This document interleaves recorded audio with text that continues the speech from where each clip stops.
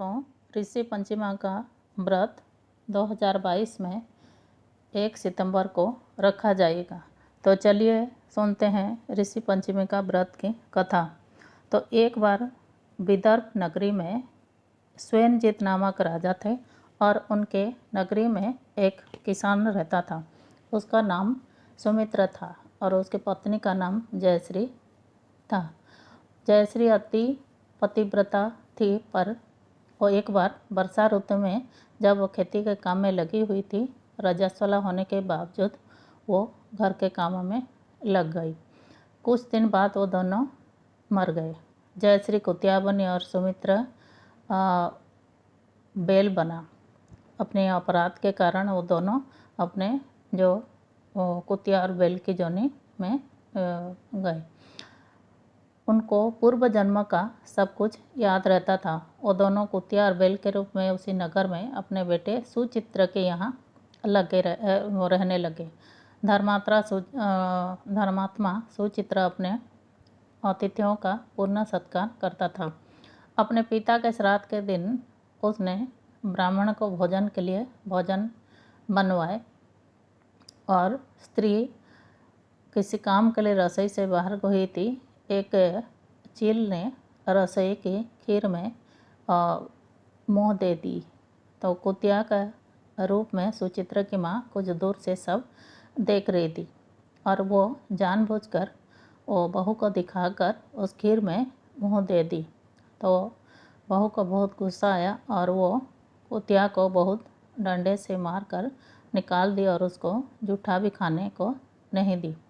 और वो कुतिया मार खाकर इधर उधर भागने लगी और चौके में जो जूठन आदि रहती थी वो भी नहीं मिला, तो वो भूखी ऐसे ही रही। रात्रि के समय भूख से व्याकुल होकर वो बैल के रूप में अपने पति से बोली कि स्वामी, मैं तो आज भूख से मरी जा रही हूँ और हर रोज़ मेरी बहू और बेटा मेरे को खाने को देते थे, पर आज मुझे कुछ नहीं मिला। मैं तो खीर में जानबूझ के मुँह डाली थी कि वो ब्राह्मण को भोजन मिलेगा तो वो मर जाएगा, पर वो बहू मुझे मारी और खाने को नहीं दी।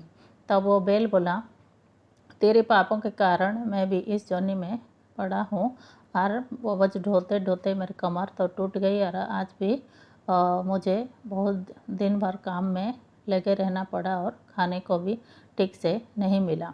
अपने माता पिता का बातों को सुचित्रा सुन रहा था और वो दूसरे दिन ब्राह्मण को बुलाकर वो पूछा कि मेरे माता पिता किस जोनी में हैं। तो ब्राह्मण ने अपना जो ज्योतिष विद्या देखकर बोले कि तेरे माता पिता तो कुतिया और बैल के जोनी में पड़े हैं। तो वो बेटा फिर सब पूजा करवा कर अपने जो माता पिता का जोनी से मुक्त कराया और उनको भरपूर भोजन खिलाया। और भाद्रपद महीने की शुक्ल पंचमी को मुख शुद्ध करके मध्याह्न में नदी के पवित्र जल में स्नान करना, नए रस्मी कपड़े पहनकर अरुंधति सहित सप्त ऋषियों का पूजन करना। इतना सुनकर सुचित्रा अपने घर लौट आया और अपनी पत्नी सहित विधि विधान से पूजन व्रत किया।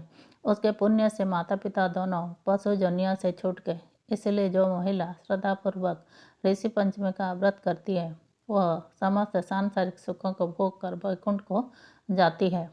तो इस तरह वो पंडित जो जो बताया उसी तरह वो बेटा बहू करे और अपने जो माता पिता का उद्धार करे।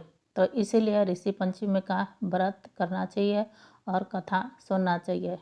तो आज के लिए इतना ही, और नई जानकारी के साथ मेरा अगले वीडियो देखते रहिए। धन्यवाद।